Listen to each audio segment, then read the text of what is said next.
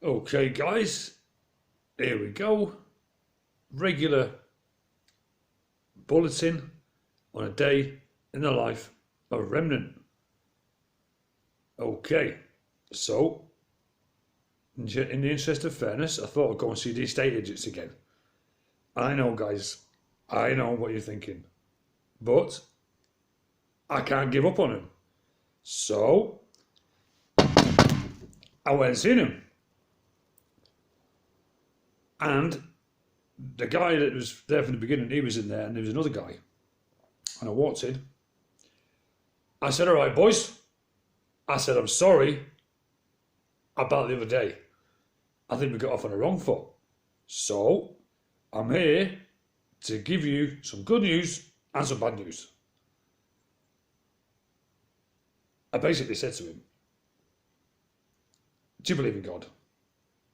And I told him what would happen and what's going to happen and what's coming. And one of the guys, he was shaking, Lord. His hands were shaking. I said, you should be shaking. And by the time I finished, one guy told me to fuck off. I'm sorry, Lord, but that's what he said. And the other guy, he actually looked like he was going to change his mind. Or he's going to think about it at least. Because I said, if you do, well, I might be able to say something for you. I said, well, if you don't, the earth will open up and you'll be gone as quick as a flash. And I walked out. And I went to every letting agents and every estate agents and every shop. And I asked them, I told them what's coming. And then I said, "Do you believe in God?" And some of them said no. Well, most of them said no, basically. They told me to get out of the shop because I haven't got a mask on. There's one lady in the baker's. I always go in there because he's got a sign outside saying, "You are being watched." I mean, it's a shitty little bakery, Lord. And they're trying to scare people in the street with a big sign saying, "You're being watched." So I went in there, I said, "Who's watching?" And I said, "There's somebody else watching as well, you know, and his name's God. And he can hear everything and he can see everything. So why do you put that sign in the window?" Well, anyways, I give him the full pelt story, Lord. And one of the ladies does not believe in you. And the other one, she's lukewarm at the moment, but I kept on going at her, Lord, and I think I might have changed her mind. I don't know. I seen Lee today. He's doing all right. He's looking well, actually. I didn't recognise him. He's actually looking well. He's reading the Bible. He's found the Bible, Lord, with big writing, so we can read it when he's on the street. And he admitted to me that he blasphemed the other day. And he told me that he's apologised. Because he speaks to you all day. You know what he's like, Lee. I didn't say anything to him. I just looked at him. And one look from me was enough, Lord. He knew. But he's put it right. He just got a bit frustrated because he was on the street with no money. That's all. But he means well. I'd also like to tell you, Lord, that Tommy Robinson and the Masons have been put a secret recording device in my house or in my phone because I caught them in live chats where I've been going. They've been following me everywhere, Lord. Absolutely everywhere. And so is Moloch. If I go to a channel I could go back there, Moloch's on there. The Masons were all over me. But I sussed them out, Lord, quite quickly. Don't you worry about that. But they were mentioning things that were happening in my flat that nobody could have known about. That's right, Lord. They even mentioned my daughter and me playing guitar in a coded way. But you can't get any code past me. So there's probably one in there right now. Because I know for a fact it is. Because some of the things we're coming out with are designed to make you scared. Because they already doxed my address, by the way, on YouTube. And all the comments on my channel when I offered to fight Tommy Robinson's henchman, what's his name? Glenn Saffer.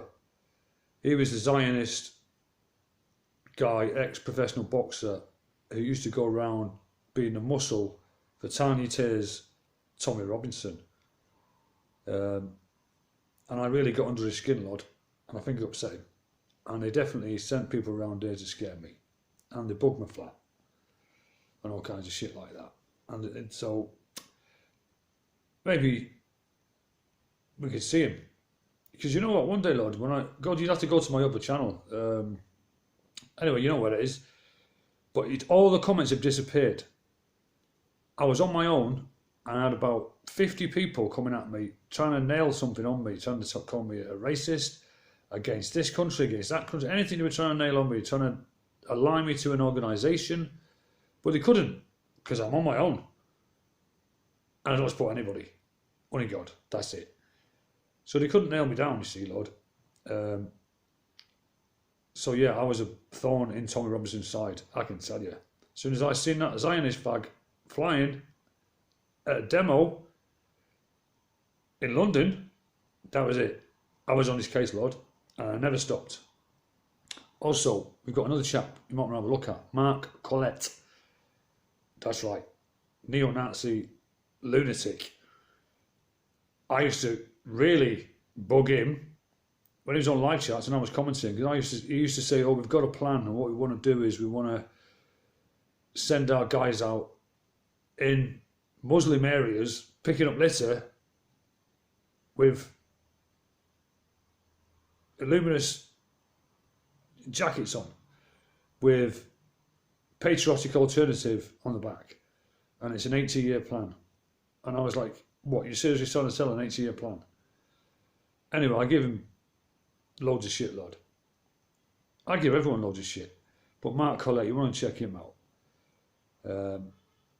He's not a very nice guy at all. But Mr. Robinson and the Zionist crew were all over me like a rash, Lord. And he was bragging. Guess what he said, Lord? Oh, you're going to love this. While they were terrorising me, one of them said, because when they doxed me and put my address online, Lord, told me my address and everything, I was like, oh shit. And that was it. I knew they were following me around then. He said, wouldn't you like to know the people that Tommy does? Well, I'd like to respond to that, Tiny Tears. I bet you would like to know a certain person that I know, which is more powerful than all your Zionist movement put together from the top to the bottom. I don't care who it is, because my dad is harder than your dad, and that is a fact. So, I might be able to get a little bit of justice here for what you put me through, Tommy. That's right, and it doesn't bring me no pleasure, because I know what's going to happen to you if you don't get on your knees and pray to God. I can't see you doing it myself. I really can't, because you're such a cocky little race-baiting piece of shit who is just there to cause division and get people to hate each other for the up-and-coming event. And you took your shekel, you appeared on TV flying around the world sniffing coke, bragging about it on YouTube, and then when some of your supporters got locked up in prison, you didn't even bother going seeing them. That's right. And nobody likes you. And all your paedophile EDL friends who are in prison, they're going to get what's coming to them as well. So, the Jewish Defence League and the English Defence League's little plan is not going to work. I mean, it was friggin' obvious. All you had to do, Tommy, was read the Bible. You've read every other fucking book under the sun. But what you failed to mention at the Oxford Union address, when they let you speak there while you was high on cocaine, you failed to mention one of the principal reasons you started the EDL. And you can go and find it, Lord. Someone interviewed him and he said, what was the reason you started the EDL? He said, well, one of the reasons, I seen this Jewish bloke and he said he's getting picked on. And I thought, I'm not having that in my community, so yeah. And that was one of the reasons.